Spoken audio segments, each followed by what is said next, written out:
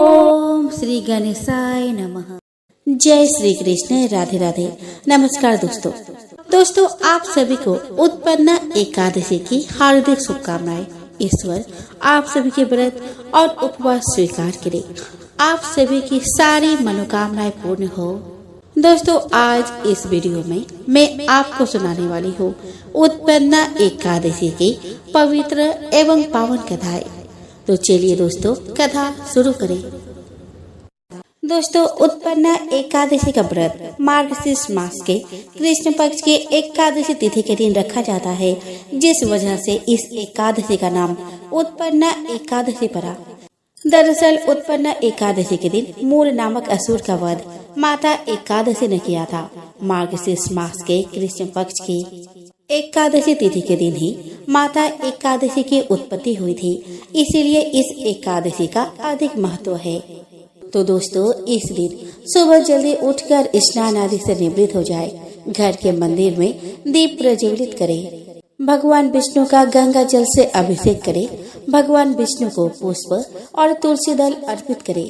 अगर संभव हो तो इस दिन व्रत भी रखे, भगवान की आरती करें, भगवान को भोग लगाए। इस बात का विशेष ध्यान रखें कि भगवान को सिर्फ सात्विक चीजों का भोग लगाया जाता है। भगवान विष्णु के भोग में तुलसी को जरूर शामिल करें। ऐसा माना जाता है कि बिना तुलसी के भगवान विष्णु भोग ग्रहण नहीं करते। इस पावन दिन भगवान विष्णु के साथ ही माता लक्ष्मी की पूजा भी करें। इस दिन भगवान का अधिक से अधिक ध्यान करें। दोस्तों कभी कभी एकादशी व्रत लगातार 2 दिनों के लिए हो जाता है।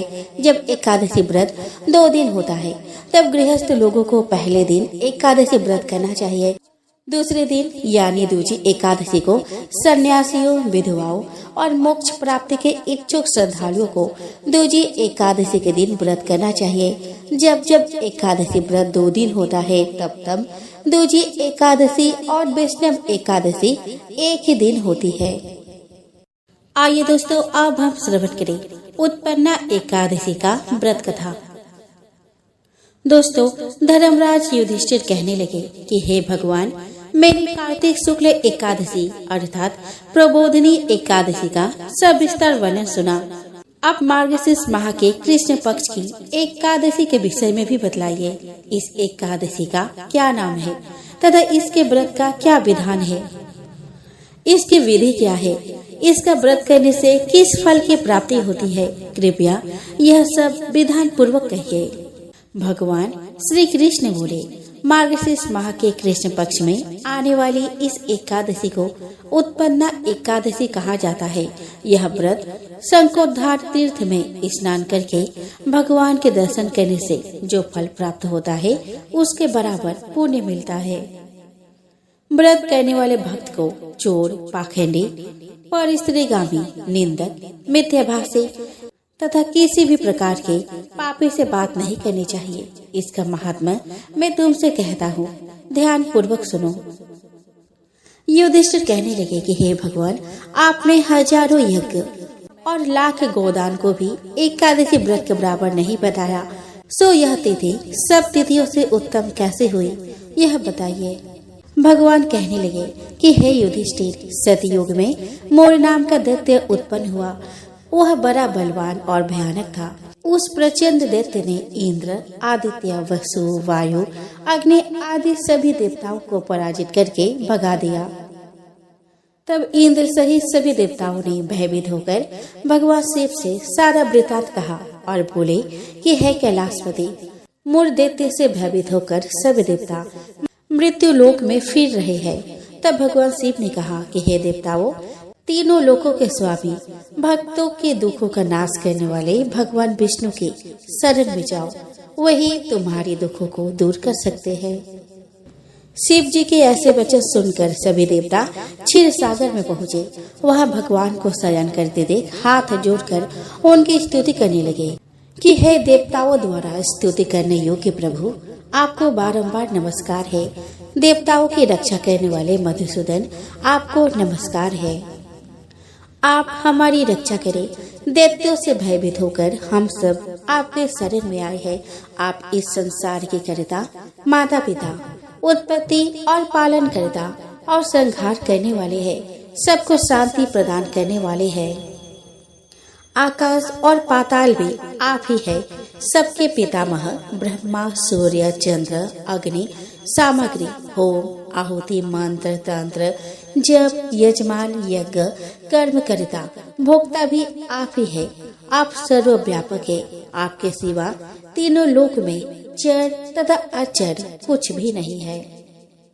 हे भगवान, दैत्यों ने हमको जीतकर स्वर्ग से भ्रष्ट कर दिया है और हम सब देवता इधर उधर भागे भागे फिर रहे हैं।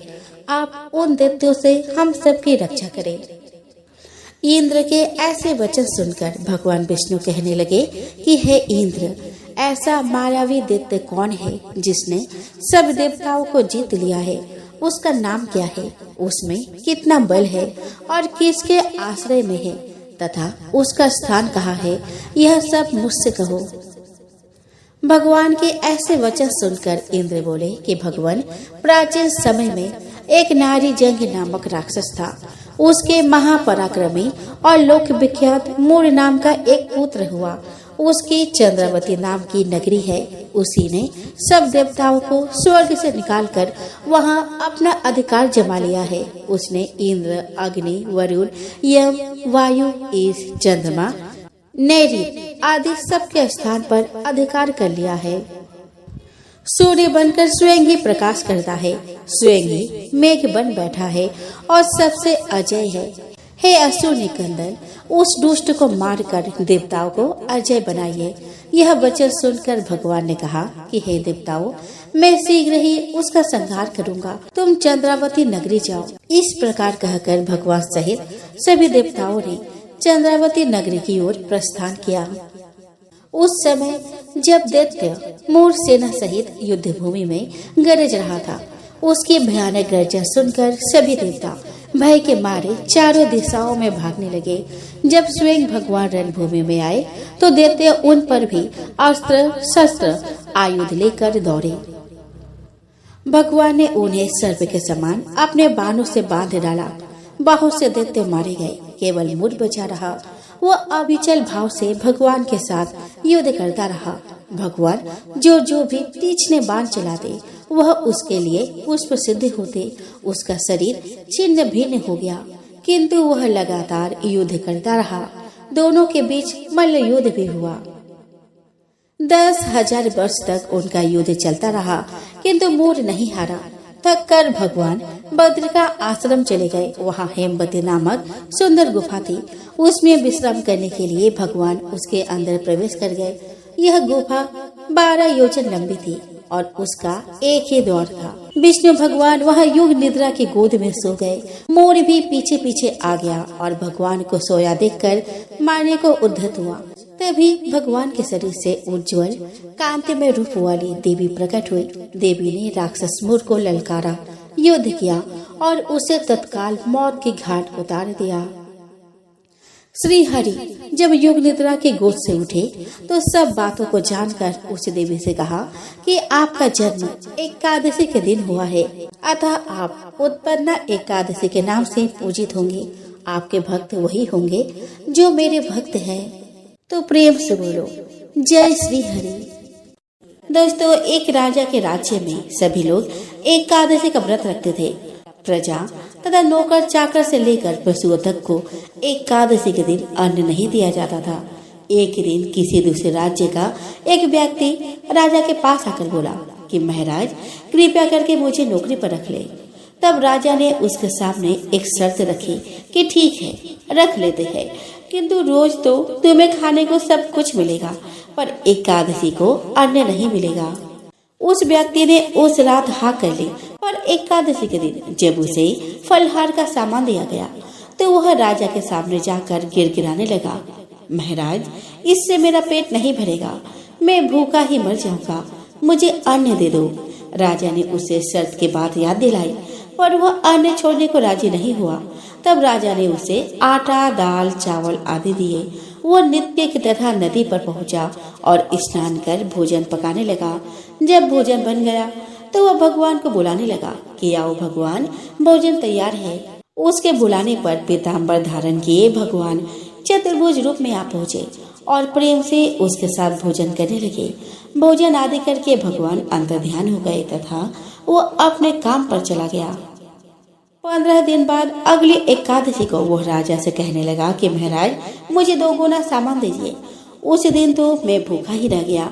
राजा ने कारण पूछा तो उसने बताया कि हमारे साथ भगवान भी खाते हैं, इसलिए हम दोनों के लिए ये सामान पूरा नहीं होता।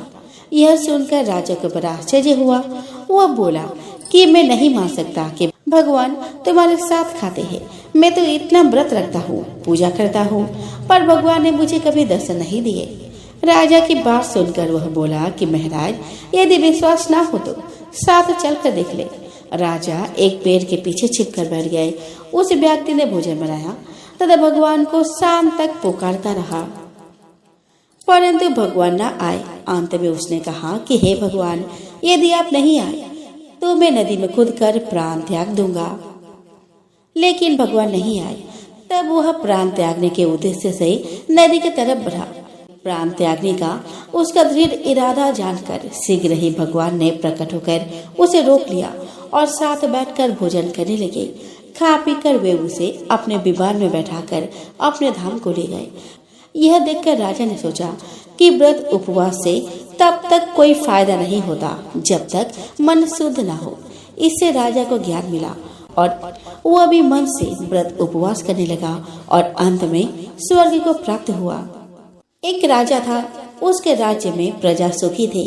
एकादशी को कोई भी अन्न नहीं बेचता था, सभी फलाहार करते थे।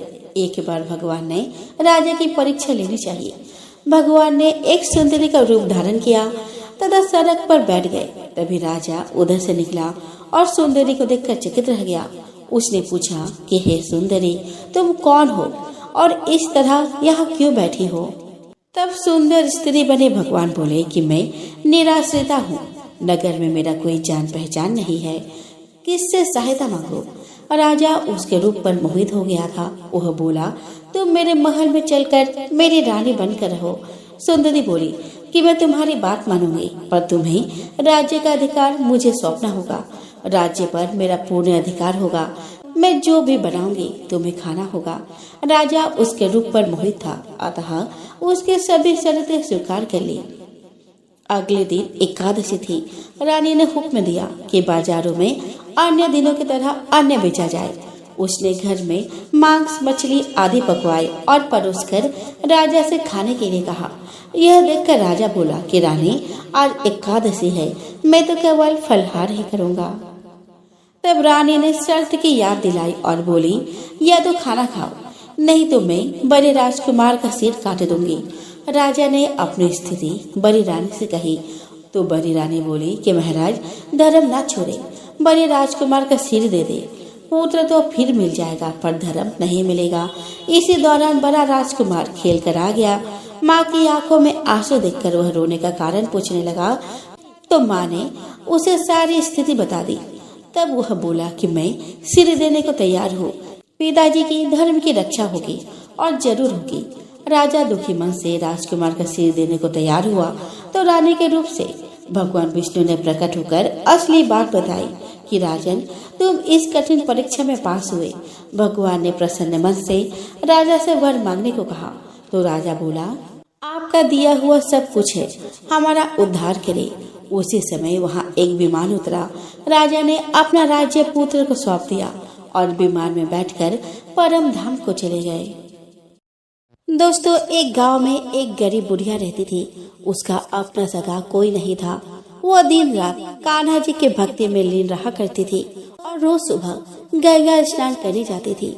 उस निर्धन बुढ़िया की भक्ति से भगवान कृष्ण बहुत ज्यादा खुश थे और वो खुद उसके कुटिया की खिड़की पर एक कटोरी में खिचड़ी रखकर रोज चले जाते थे, जिसे कि वह बुढ़िया नहाकर आने के बाद खा लेती थी। बरसों तक यह सिलसिला चलता रहा, लेकिन उसके पड़ोसन को इस बात की काफी जलन थी।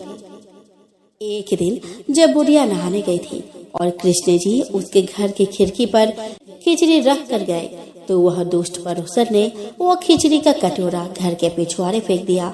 जब गंगा स्नान के बाद बुढ़िया घर लौटी तो उसे वह कटोरा नहीं मिला। बुढ़िया बहुत दुखी हुई और भूखी ही रह गई। पर उस दिन यह सब देखकर बहुत खुश हुई। लेकिन जहाँ उसने खिचड़ी फेंकी थी वहाँ एक तुलसी का पौधा उगा था। एक बार उस राज्य की रानी बाहर टहल रही थी, तब उसका ध्यान उस तुलसी के पौधे पर पड़ा। उसने उस तुलसी के पौधे को उखाड़कर अपने महल के आंगन में लगा दिया, जिसे वह हर रोज ब्रह्म मुहूर्त में उठकर स्नान करने के बाद उसे जल से सींचती थी।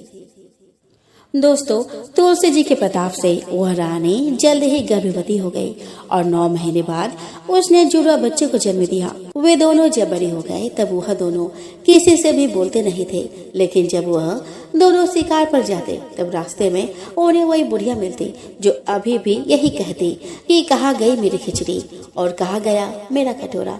बुढ़िया की बात सुनकर वह दोनों कहते कि हम है तेरी खिचड़ी और हम है तेरा कटोरा। हर बार जब भी वह शिकार जाते तो बुढ़िया यही बात कहती, वह दोनों वही उत्तर देते। यह बात जब राजा को पता चली तो वह बहुत हैरान हुए। उन्होंने तुरंत सैनिकों को उसे लाने के लिए भेजा। दरबार में जब वो बूढ़ी महिला पहुंची तो राजा ने पूछा कि मेरे दोनों बेटे किसी से बात नहीं करते, लेकिन आपसे बात करते हैं, क्यों और कैसे? इस पर बुढ़िया ने कहा कि मुझे ये सब तो नहीं पता, लेकिन हाँ, मैं तो अपना खिचड़ी वाला कटोरा खोज रही थी। तब एक दिन ये दोनों मुझे मिले और कहने लगे कि मैं आपका कटोरा हूँ और मैं ही आपकी खिचड़ी हूँ, और तब से ये मुझसे मिलने आने लगे। राजा को यह सब सुनकर काफी हैरानी हुई, लेकिन उसने बुढ़िया को प्रणाम किया और उन्हें राज दरबार में विशेष अतिथि बनाकर हमेशा के लिए रख लिया। यह बात देखकर दोनों राजकुमार काफी प्रसन्न हुए। उन्होंने तुरंत राजा को प्रणाम किया और दोनों ने बोलना प्रारंभ कर दिया। संयोग से यह सब कार्तिक माह में हुआ था। तब से ही कार्तिक मास में पवित्र नदियों में स्नान करने और तुलसी सींचने का रिवाज बन गया। एक समय की बात है कि भगवान विष्णु का विवाह लक्ष्मी जी के साथ निश्चित हो गया। विवाह की तैयारी होने लगी। सभी देवताओं को निमंत्रण भेजे गए, परंतु गणेश जी को निमंत्रण नहीं दिया गया। कारण जो भी रहा हो, अब भगवान विष्णु की बारात जाने का समय आ गया। सभी देवता अपने पत्नियों के साथ विवाह समारोह में आए। उन सब ने देखा कि गणेश जी कहीं दिखाई नहीं दे रहे। तब वे आपस में चर्चा करने लगे कि क्या गणेश जी को नहीं न्योता है या स्वयं गणेश जी नहीं आए हैं। सभी को इस बात पर आश्चर्य होने लगा। तभी सबने विचार किया कि विष्णु भगवान से ही इसका कारण पूछा जाए। विष्णु भगवान से पूछने पर उन्होंने कहा कि हमने गणेश जी के पिता भोलेनाथ महादेव को नेवता भेजा है। यदि गणेश जी अपने पिता के साथ आना चाहते हैं तो आ जाते, अलग से नेवता देने की कोई आवश्यकता भी तो नहीं थी। दूसरी बात यह है कि उनको 1.25 मन मूंग, 1.25 मन चावल, 1.25 मन घी और 1.25 मन लड्डू का भोजन दिन भर में चाहिए। यदि गणेश जी नहीं आएंगे तो कोई बात नहीं, दूसरे के घर जाकर इतना सारा खाना पीना अच्छा भी तो नहीं लगता। इतनी वार्ता कर ही रहे थे कि किसी एक ने सुझाव दिया कि यदि गणेश जी आ भी जाए तो उनको द्वारपाल बनाकर बैठा देंगे कि आप घर का ख्याल रखना। आप तो चूहे पर बैठकर धीरे धीरे चलोगे तो बारात से बहुत पीछे रह जाओगे। यह सुझाव भी सबको पसंद आ गया तो विष्णु भगवान ने भी अपनी सहमति दे दी। होना क्या था, इतने में गणेश जी वहां आ पहुँचे और उन्होंने समझा बुझाकर घर की रखवाली करने बैठा दिया। बारात चल दी। तब नारद जी ने देखा कि गणेश जी तो दरवाजे पर ही बैठे हुए हैं, तो वे गणेश जी के पास गए और रुकने का कारण पूछा। गणेश जी कहने लगे कि विष्णु भगवान ने मेरा बहुत अपमान किया है। नारद जी ने कहा कि आप अपने मूषक सेना को आगे भेज दे तो वह रास्ता खोद देगी, जिससे उनके वाहन धरती में धंस जाएंगे। तब आपको सम्मान पूर्वक उनको बुलाना ही पड़ेगा। अब तो गणेश जी ने भी अपने मूषक सेना जल्दी से आगे भेज दी और सेना ने जमीन खोखली कर दी। जब बारात वहां से निकली तो रथों के पहिए धरती में धंस गए। लाख कोशिश करे परंतु पहिए नहीं निकले। सभी ने अपने अपने उपाय किए परंतु पहिए तो नहीं निकले, बल्कि जगह जगह से टूट गए। किसी की समझ में नहीं आ रहा था कि अब करे तो क्या करे। तब नारद जी ने कहा कि आप लोगों ने गणेश जी को अपमान करके अच्छा नहीं किया। यदि उन्हें मना कर लाया जाए तो आपका कार्य सिद्ध हो सकता है और यह संकट टल सकता है। शंकर भगवान ने अपने दूत नंदी को भेजा और गणेश जी को लेकर आए। गणेश जी का आदर सम्मान के साथ पूजन किया। तब कहीं रथ के पहिए निकले। अब रथ के पहिए निकल तो गए परंतु वे टूट फूट गए तो उन्हें सुधारे कौन। पास के खेत में ही एक खाती काम कर रहा था। उसे बुलाया गया। खाती अपना कार्य करने से पहले श्री गणेशाय नमः कहकर गणेश जी की वंदना मन ही मन करने लगा। देखते ही देखते खाती ने सभी पहियों को ठीक कर दिया। तब खाती कहने लगा कि हे देवताओं, आपने सर्वप्रथम गणेश जी को नहीं मनाया होगा और ना ही उनकी पूजन की होगी, इसीलिए तो आपके साथ यह संकट आया है। हम तो मूर्ख अज्ञानी है, फिर भी पहले गणेश जी को पूछते हैं, उनका ध्यान करते हैं। आप लोग तो देवतागण हैं, फिर भी आप गणेश जी को कैसे भूल गए। अब आप लोग भगवान श्री गणेश की जय बोलकर जाए तो आपके काम सब बन जाएंगे और कोई संकट भी नहीं आएगा। ऐसा कहते हुए बारात वहाँ से चल दी और विष्णु भगवान का लक्ष्मी जी के साथ विवाह संपन्न करा के सभी सकुशल घर लौटा। एक कसाई भगवान शालिग्राम के भक्त था। उसका नाम सदना था। सदना बहुत ही ईमानदार व भोला था। वह हमेशा भगवान का नाम लेता रहता था और उनकी कीर्तन करता रहता था। यहाँ तक कि वो जब मांस काटता या बेचता तब भी भगवान के नाम का गुणगान करता रहता था। ऐसे ही एक दिन कसाई सदना भगवान का नाम लेते हुए अपने मस्ती में कहीं जा रहा था। तभी अचानक से उसे अपने पैरों में पत्थर का स्पर्श महसूस हुआ। जब उसने नीचे देखा तो वहाँ एक काला पत्थर था। सदना कसाई ने वह पत्थर को यह सोचकर उठा लिया कि वह उसे अपने दुकान में ले जाकर उससे मांस का वजन नापेगा। अगले दिन से कसाई उस पत्थर से मांस तोलने लगा। जो भी आता वह उसी पत्थर से मांस तोल कर देता था। यह कोई मामूली पत्थर नहीं था। इसकी एक खास बात यह थी कि वह जितना भी वजन करना चाहता है वह काला पत्थर भी उतने ही वजन का हो जाता है। समय के साथ साथ उस काले पत्थर की लोकप्रियता धीरे धीरे पूरे गांव में फैलने लगी। जब भी सदना को मांस तोलना होता है वह पत्थर उतने ही वजन का हो जाता है। अगर सदना को 1 किलो मांस तोलना होता तो वह पत्थर 1 किलो का हो जाता और यदि उसे आधा किलो का तोलना होता तो आधा किलो का हो जाता था। इस असाधारण पत्थर को देखने के लिए दूर दूर से लोग आने लगे और सदना के दुकान पर भीड़ बढ़ने लगी। भीड़ बढ़ने की वजह से कसाई सदना का मांस की बिक्री भी बढ़ गई थी। फिर एक दिन धीरे धीरे यह बात एक ज्ञानी ब्राह्मण के पास पहुंची। लेकिन ब्राह्मण ऐसे जगह पर जाना तो नहीं चाहता था जहां पर मांस की बिक्री होती हो। लेकिन उस चमत्कारी और असाधारण पत्थर को देखने की जिज्ञासा ने उसको वहां तक लेकर चली गई। वहां पर पहुंचकर ब्राह्मण दूर से ही सदना कसाई को उस पत्थर से मांस तोलते हुए दिख रहा था और उसने देखा कि किस प्रकार से वह पत्थर आवश्यकता के अनुसार अपना वजन परिवर्तित कर लेता था। यह देखकर ब्राह्मण एकदम आश्चर्यचकित हुआ। यह देख ब्राह्मण सदना कसाई के पास गया तो सदना ब्राह्मण को देखकर बहुत आश्चर्यचकित हुआ और साथ ही साथ सदना बहुत प्रसन्न भी हुआ। फिर सदना ने ब्राह्मण का नम्र भाव से स्वागत किया और ब्राह्मण को बैठने के लिए कहा। फिर सदना ने उस ब्राह्मण को उसके दुकान पर आने का कारण पूछा तो ब्राह्मण ने बताया कि वह उस काले पत्थर को देखने आ रहा है। ब्राह्मण ने बताया कि यह कोई मामूली पत्थर नहीं है, यह भगवान शालिग्राम जी है। ब्राह्मण क्रोधित होकर कहते हैं कि भगवान शालिग्राम जी को मांस के साथ रखना बहुत बड़ा पाप है।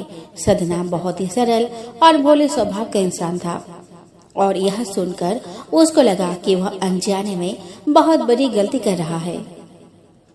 सदना ने ब्राह्मण से क्षमा मांगते हुए कहा कि वह तो ब्राह्मण है, वह शालिग्राम जी को अपने साथ लेकर जाए और उनकी पूजा अर्चना करे। यह कहकर सदना ने उस पत्थर को उस ज्ञानी ब्राह्मण को दे दिया। वह ब्राह्मण शालिग्राम जी को बड़े आदर सम्मान से अपने घर लेकर आए और वहां पर भगवान शालिग्राम जी को स्नान कराया और बड़ी भक्ति भाव से उनकी पूजा पाठ शुरू कर दी। ऐसे ही कुछ दिन बीत गए। एक दिन रात को ब्राह्मण के स्वप्न में भगवान शालिग्राम जी आए और उन्होंने ब्राह्मण से कहा कि वह उसके सेवा भाव से बहुत प्रसन्न हुए हैं, लेकिन तुम मुझे उस कसाई सदना के पास वापस छोड़ाओ।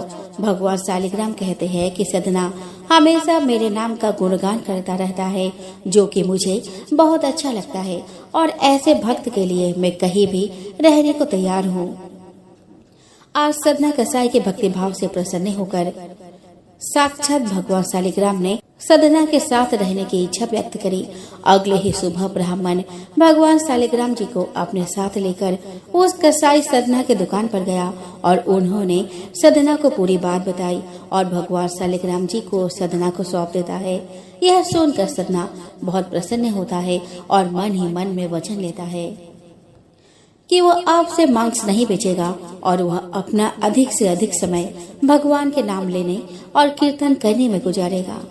दोस्तों, प्राचीन समय की बात है। एक बार एक गांव में एक गरीब ब्राह्मण रहता था। वह ब्राह्मण नियमित रूप से श्री विष्णु का पूजन किया करता था। उसके पूजा भक्ति से प्रसन्न होकर उसे भगवान श्री विष्णु ने दर्शन दिए और ब्राह्मण से अपनी मनोकामना मांगने के लिए कहा। ब्राह्मण ने लक्ष्मी जी का निवास अपने घर में होने की इच्छा जाहिर की। यह सुनकर विष्णु जी ने लक्ष्मी जी के प्राप्ति का मार्ग ब्राह्मण को बता दिया, जिसमें श्री हरि ने बताया कि मंदिर के सामने एक स्त्री आती है जो यहाँ आकर उपले थापती है।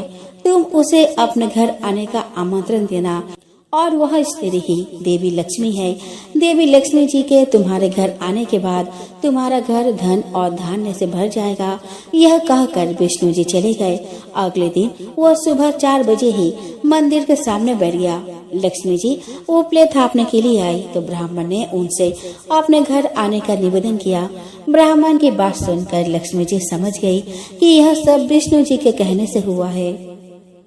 लक्ष्मी जी ने ब्राह्मण से कहा कि तुम महालक्ष्मी व्रत करो। 16 दिन तक व्रत करने और 16वें दिन रात्रि को चंद्रमा को अर्घ्य देने से तुम्हारा मनोरथ पूरा होगा। ब्राह्मण ने देवी के कहे अनुसार व्रत और पूजन किया और देवी को उत्तर दिशा की ओर मुँह करके पुकारा। लक्ष्मी जी ने अपना वचन पूरा किया। दोस्तों, उस दिन से यह व्रत विधि विधान से करने से व्यक्ति की मनोकामना पूरी होती है। दोस्तों, एक बार एक राज्य में एक राजा रहा करता था। राजा बहुत ही बुद्धिमान और बलशाली था। राजा सदैव अपने प्रजा का बहुत अच्छे से ध्यान रखता था। प्रजा भी अपने राजा को बहुत पसंद करती थी। राजा की 2 बेटियां थी। राजा अपनी दोनों बेटियों से बहुत प्रेम करता था। राजा की छोटी बेटी देखने में बहुत सुंदर और आकर्षक थी और राजा की बड़ी बेटी छोटी बेटी के मुकाबले थोड़ा कम सुंदर थी।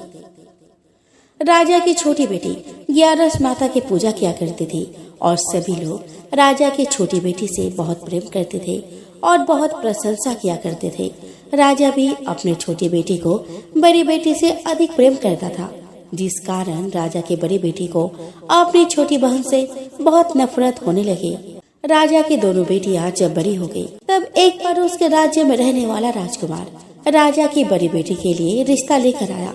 लेकिन जैसे ही उस राजकुमार की नजर राजा की छोटी बेटी पर पड़ी, तो वह राजकुमार राजा की छोटी बेटी पर आकर्षक हो गया और उससे पहली नजर में प्रेम कर बैठा।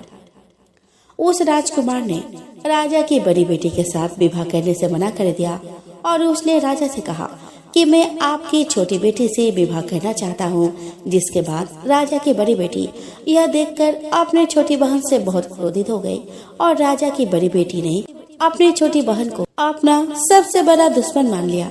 राजा की बड़ी बेटी ने अपनी छोटी बहन से बदला लेने का निर्णय लिया, जिसके लिए उसने अपनी छोटी बहन को जान से मारने का प्लान बनाया। राजा की बड़ी बेटी ने अपनी छोटी बहन को मारने के लिए सबसे पहले एक लड्डू में जहर मिलाकर अपनी छोटी बहन को दे दिया और उसको लड्डू खाने के लिए कहा। लेकिन लड्डू खाने के बाद भी छोटी बहन को कुछ नहीं हुआ। बड़ी बहन यह देखकर बहुत आश्चर्यचकित हो गई, लेकिन बड़ी बहन ने हार नहीं मानी और उसने जब रात में छोटी बहन अपने कमरे में सो रही थी, तब एक मटके में सांप रखकर उस कमरे में छोड़ दिया। लेकिन सांप भी छोटी बहन का कुछ नहीं बिगाड़ पाया।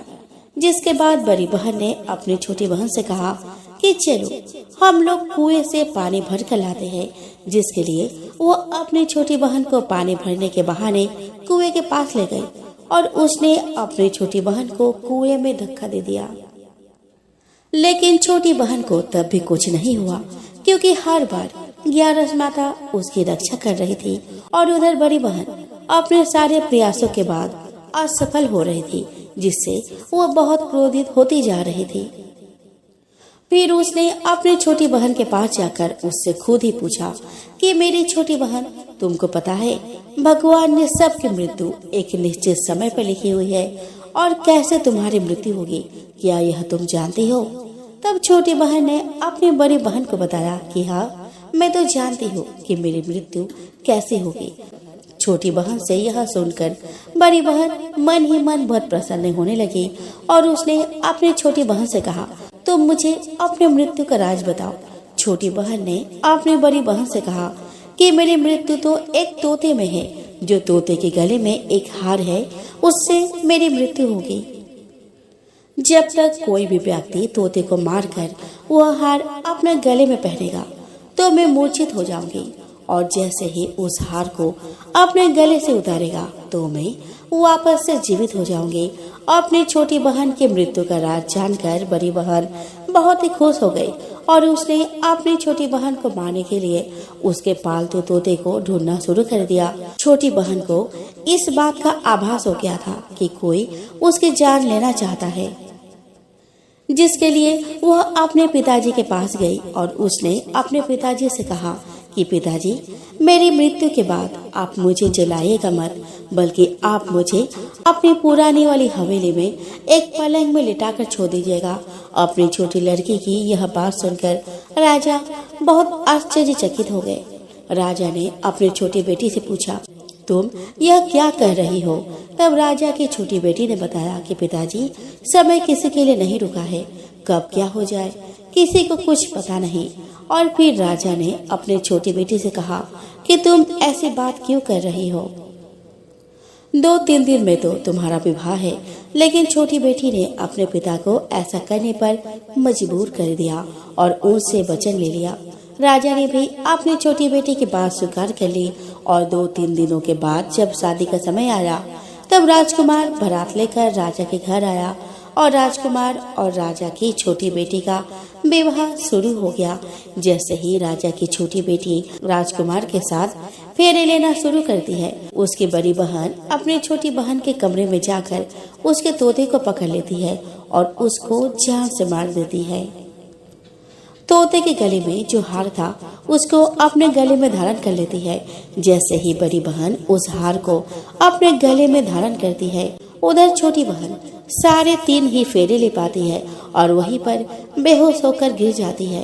बड़े बड़े हकीमों को बुलाया और अपनी छोटी बेटी का इलाज करने को कहा। राजा की बात सुनकर वैद्य ने छोटी बेटी को जब चेक किया तो राजा को बताया कि आपकी बेटी ना तो जीवित है और ना ही मरी हुई है। यह मैं ऐसा पहली बार देख रहा हूँ। राजा ने वैद्य और हकीम को यह बात बाहर बताने से मना कर दिया और उनको कहा कि अगर तुमने यह बात किसी को बाहर बताई तो हम तुम्हें फांसी दे देंगे। राजा ने अपनी छोटी बेटी को पुराने महल में जाकर एक पलंग में लटा दिया और वहाँ पर कुछ सैनिकों को तैनात कर दिया और वापस अपने महल आ गया। राजा की बड़ी बेटी अपने पिताजी के पास आई और कहने लगी कि पिताजी, अगर यह शादी संपन्न नहीं हुई तो आपकी इज्जत का क्या होगा? आप कहे तो मैं आपकी इज्जत बचाने के लिए राजकुमार से शादी करने को तैयार हूँ। जिसके बाद राजा ने अपनी बड़ी बेटी की बात मान ली और राजा ने बड़ी बेटी को छोटी बेटी के कपड़े पहनाकर मंडप में भेज दिया। लेकिन राजकुमार यह जान गया कि वह राजा की छोटी बेटी नहीं है, बल्कि यह राजा की बड़ी बेटी है। लेकिन जब राजकुमार ने शादी से मना किया तो सभी लोगों ने राजकुमार को विवश कर दिया और राजा की बड़ी बेटी से बचे हुए फेरों को संपन्न करा दिया और विवाह करा दिया। जिसके बाद राजकुमार राजा की बड़ी बेटी को अपने महल ले गया। राजकुमार राजा की बड़ी बेटी से ना तो बात करता था और ना उसको पसंद करता था और ना ही उसके आसपास भटकता था और राजकुमार ने यह फैसला लिया था कि वह अपने प्रेमिका को ढूंढ कर रहेगा और यह जान कर रहेगा कि उसके साथ क्या हुआ है। एक दिन राजकुमार अपने घोड़े पर सवार होकर राजा के पुराने महल के पास पहुंचा। वहां पर उसने कुछ सैनिकों को देखा। महल के पास पहुंचकर राजकुमार ने जब महल को ध्यान से देखा तो वह समझ गया कि यह तो हमारे ससुर जी का महल है। तब राजकुमार ने सैनिकों से पूछा कि तुम लोग यहाँ क्या कर रहे हो और इस महल के अंदर उस पलंग में कौन लेटा है।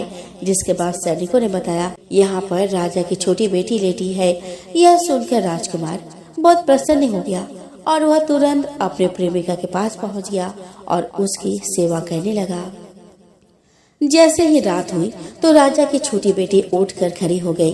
राजकुमार यह देखकर बहुत खुश हो गया और उसने अपने प्रेमिका से पूछा कि तुम यहाँ क्या कर रही हो, तुम मेरे साथ मेरे घर चलो। राजा की छोटी बेटी ने राजकुमार को सारी बातें बता दी कि मेरी जान एक तोते में बसी थी और मैंने यह बात सिर्फ अपनी बड़ी बहन को बताया था और मुझे पता है कि उसने ही मुझे मारने का प्रयास किया है। उसके पास एक हार है जिसको वह सुबह पहन लेती है और रात को उतार देती है। जब तक वो हार को पहने रहती है तब तक मैं मूर्छित रहती हूँ और जैसे ही वो हार को उतार देती है तो मैं जीवित हो जाती हूँ और जब तक मेरी बड़ी बहन के पास वो हार है तब तक मैं ऐसे ही जीवित और मूर्छित होती रहूंगी। अगर मेरी बड़ी बहन के पास जो हार है वो मेरे हाथ में लग जाए तो मैं हमेशा के लिए जीवित हो जाऊंगी। राजकुमार यह बात सुनकर राजा की छोटी बेटी के पास रहने का निर्णय ले लिया और उसने अपने बचे हुए सारे फेरे उस पलंग में लेटी राजकुमारी की छोटी बेटी के साथ ले लिए और अपना विवाह पूर्ण कर लिया और वह वहीं पर रहने लगा। देखते ही देखते कुछ समय में राजा की छोटी बेटी और राजकुमार की पत्नी पेट से हो गई। एक दिन राजकुमार को किसी काम से बाहर जाना पड़ा। तब छोटी बहन के पेट में बहुत तेजी से दर्द होने लगा, जिसके बाद उसने ग्यारस माता का आह्वान किया। जिसके बाद वहां पर ग्यारस माता प्रकट हुई और उन्होंने अपने भक्तों के दर्द को दूर किया और एक पुत्र की प्राप्ति करवाई और वहीं पर अचानक से राजकुमार भी आ गए। राजकुमार ने जब ग्यारस माता को देखा तो वह आश्चर्यचकित हो गए और उसने तुरंत माता को प्रणाम किया और ग्यारस माता ने राजकुमार से कहा, जब तुम्हारा बच्चा 5 वर्ष का हो जाए तुम अपने पत्नी का हार लाकर इसके गले में डाल देना। और देखते ही देखते राजकुमार और राजा की छोटी बेटी का पुत्र 5 वर्ष का हो जाता है। राजकुमार अपने बेटे से कहता है कि बेटा, मैं कुछ काम से बाहर जा रहा हूँ, तुम अपनी माता का ध्यान रखना। यह कहकर वह वहाँ से चला जाता है। राजा को बाहर निकलता देख बड़ी बहन के सैनिक देख लेते हैं और बड़ी बहन को जाकर सारी बातें बता देते हैं। जिसके बाद बड़ी बहन अपनी छोटी बहन के पुत्र को वहाँ से उठवा लेती है और उसको मरवा देती है। छोटी बेटी के पुत्र के 2 टुकड़े करवा देती है। पहला टुकड़ा चक्की के पास छुपा देती है और दूसरा टुकड़ा अपने पलंग के नीचे रख लेती है। अब ग्यारस माता भिखारी का रूप लेकर आती है। ग्यारस माता एक भिखारी का रूप रखकर बड़ी बहन के पास चली जाती है और वहाँ पर भिक्षा मांगने लगती है। बड़ी बहन अपने नौकरों से कहती है कि जाकर भिक्षा दे दो, लेकिन जैसे ही नौकर ग्यारस माता को भिक्षा देने के लिए जाते हैं तो माता उन्हें मना कर देती है और कहती है कि मैं तुम्हारी महारानी से ही भिक्षा लूंगी। जिसके बाद बड़ी बहन स्वयं ही भिक्षा देने के लिए माता के पास आती है। तब माता एक बिल्ली का रूप लेकर उसके कमरे में चली जाती है और वहाँ छोटी बेटी के पुत्र के टुकड़ों को आपस में जोड़ देती है और उसे जीवित कर देती है। उसे वहाँ से ले जाती है।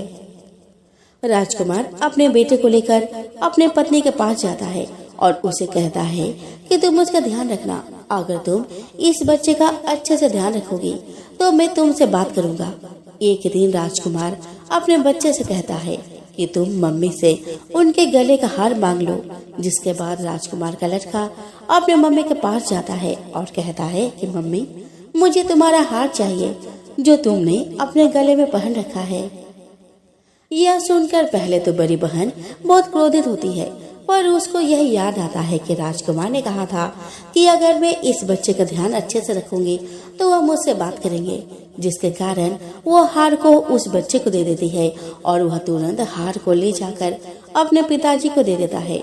और तभी राजकुमार अपने बेटे को लेकर वहां से जाने लगता है और अपनी पत्नी से कहता है कि तुम हमारे लिए खाना बना कर रखना, मैं शाम को आकर तुम्हारे साथ खाऊंगा। और वह अपने बेटे को लेकर वहां से चला जाता है, जिसके बाद वह राजा के पास जाता है और उनको सारी बातें बता देता है। राजा अपने बड़ी बेटे की यह करतूत सुनकर बहुत क्रोधित होते हैं और अपनी परवरिश पर दोष देने लगते हैं और राजकुमार को अपनी छोटी बेटी के साथ रहने का आदेश देते हैं।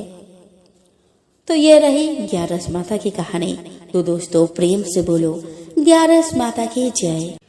दोस्तों एक लप्सी था और एक तपसी था। तपसी हमेशा भगवान की तपस्या में लीन रहता था। लप्सी रोजाना सवा सेर की लापसी बनाकर भगवान का भोग लगाकर जिम लेता था। एक दिन दोनों लड़ने लगे। तपसी बोला कि मैं रोज भगवान की तपस्या करता हूँ, इसीलिए मैं बड़ा हूँ। लप्सी बोला कि मैं रोज भगवान को सवा सेर लप्सी का भोग लगाता हूँ, इसीलिए मैं बड़ा हूँ। नारद जी वहाँ से गुजर रहे थे। दोनों को लड़ता देखकर उनसे पूछा कि तुम क्यों लड़ रहे हो। तब तपसी ने खुद को बड़ा होने का कारण बताया और लप्सी ने अपना कारण बताया। नारद जी बोले कि तुम्हारा फैसला मैं कर दूंगा। दूसरे दिन लप्सी और तपसी नहाकर अपनी रोज की भक्ति करने आए तो नारद जी ने छुपकर 1.25 करोड़ की एक अंगूठी उन दोनों के आगे रख दी। तपसी की नजर जब अंगूठी पर पड़ी तो उसने चुपचाप अंगूठी उठाकर अपने नीचे दबा ली। लप्सी की नजर अंगूठी पर पड़ी, लेकिन उसने ध्यान नहीं दिया। भगवान को भोग लगाकर लापसी खाने लगा। नारद जी सामने आए तो दोनों ने पूछा कि कौन बड़ा। तो नारद जी ने तपसी से खड़ा होने को कहा। वो खड़ा हुआ तो उसके नीचे दबी अंगूठी दिखाई पड़ी। नारद जी ने तपसी से कहा कि तपस्या करने के बाद भी तुम्हारी चोरी करने की आदत नहीं गई, इसीलिए लप्सी बड़ा है और तुम्हें तुम्हारी तपस्या का कोई फल नहीं मिलेगा। तपसी शर्मिंदा होकर माफी मांगने लगा। उसने नारद जी से पूछा कि मुझे मेरी तपस्या का फल कैसे मिलेगा। नारद जी ने कहा कि यदि कोई गाय और कुत्ते की रोटी नहीं बनाएगा तो फल तुझे मिलेगा। यदि कोई ब्राह्मण को भोजन करवा कर दक्षिणा नहीं देगा तो फल तुझे मिलेगा। यदि कोई साड़ी के साथ ब्लाउज नहीं देगा तो फल तुझे मिलेगा। यदि कोई दिए से दिया जलाएगा तो फल तुझे मिलेगा। यदि कोई सारी कहानी सुने लेकिन तुम्हारी कहानी नहीं सुने तो फल तुझे मिलेगा।